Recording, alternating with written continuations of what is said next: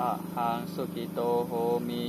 อะหังสุขิโตโหมินิทุกโขโหมินิทุกโขมิอะเวโรโหมิ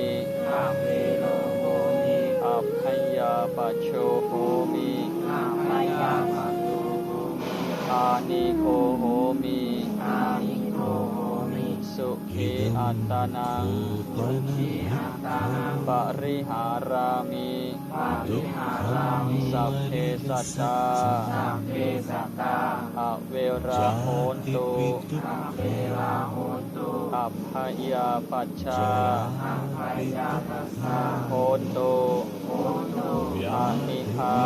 อานิหาโหนตุ โหนตุ สุขีอัตตานัง สุขีอัตตานังปริหารันตุ ปาริหารันตุปฏิบัติธรรมภาคบ่ายเป็นการปฏิบัติบูชาแด่องค์สมเด็จพระสัมมาสัมพุทธเจ้า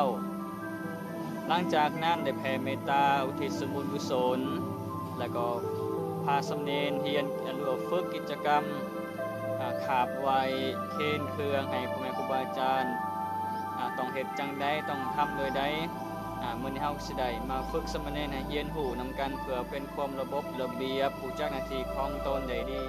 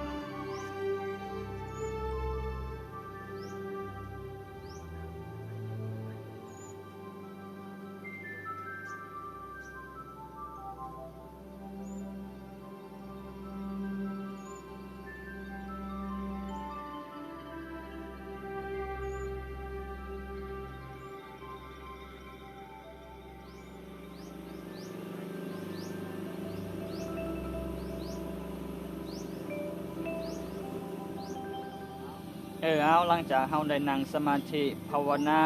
ได้แผ่เมตตาญาตินามอุทิศส่วนบุญกุศลและเฮาก็ได้พากันเพียรขาเพียรไหวเพียรเคนน้ำเพียรเคนเครื่องให้พ่อแม่ครูบาอาจารย์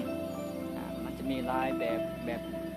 ไหวแบบสั่นแบบก็มีแบบความ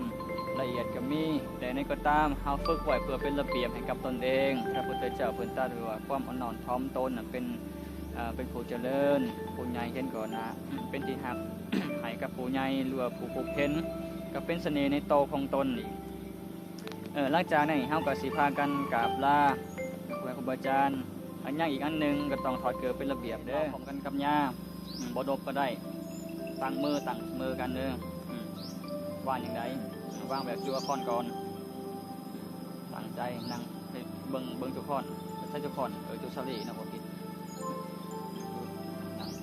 ว่าพร้อมกันสัพพิติโยวิวัสสันตุสัพพะโลกโควินาศสันตุมาเตภวัตวันตรายโยสุขีอายุโกภวะอภิวาทนาสิลิสนิจจังบุทธาปัญจานิโยจัตตารุธัมมาวัฏฏันติอายุวันโนสุขังฟังญาไปนำก่อนเสียงญาเป็นผู้นำต้องดังกลัวสุเจ้าต้องฟังเบิ่งจังหวะเพลินเพื่อที่ได้ทำนองน้ำเพลินเอาเราไหมสัพพิติโย